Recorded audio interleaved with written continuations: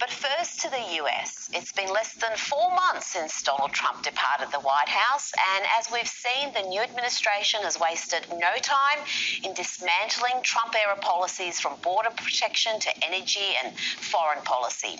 So how's that all going? Well, not that well.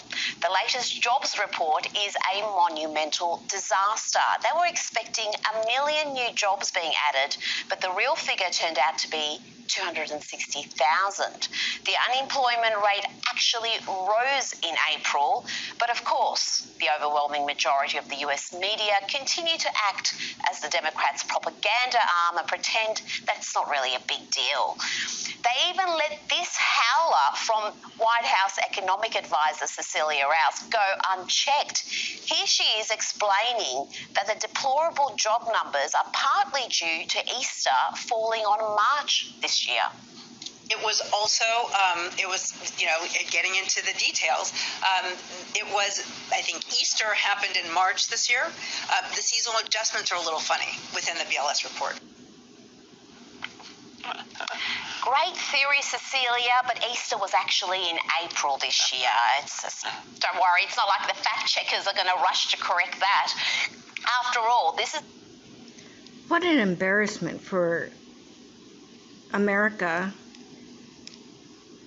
The same media that seems to have got bored of the story of the US experiencing its worst border crisis in some 20 years, with hundreds of thousands of immigrants illegally crossing the US's southern border in recent months. In fact, the US has lost control of its southern border and is on track to record more than 2 million migrants at the US-Mexico border by the end of the fiscal year.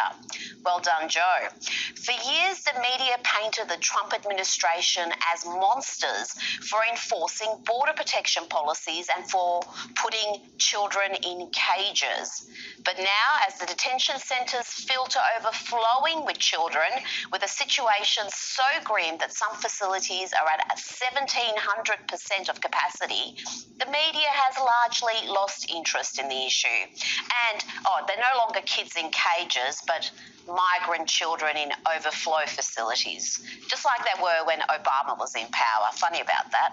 And the media is just as blasé about the inflation numbers. Yes, the US has just recorded a rise in unemployment and inflation, and not just a little rise. The US inflation number had its biggest jump since 2008. The figure is so bad that there are now fears that it could force up interest rates during a pandemic. Inflation numbers matter, particularly when you already have 1 in 5 people struggling to afford food. But of course, the Democrats' protection racket in the media saw coverage like this from the Washington Post, who said inflation looks even tamer when you remove food and gas from the equation.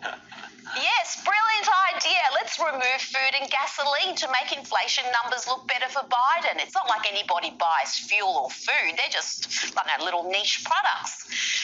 Talking about niche products, the US is currently having massive shortages of chicken, lumber, timber, microchips, gas, steel, metals, chlorine, and even ketchup packets.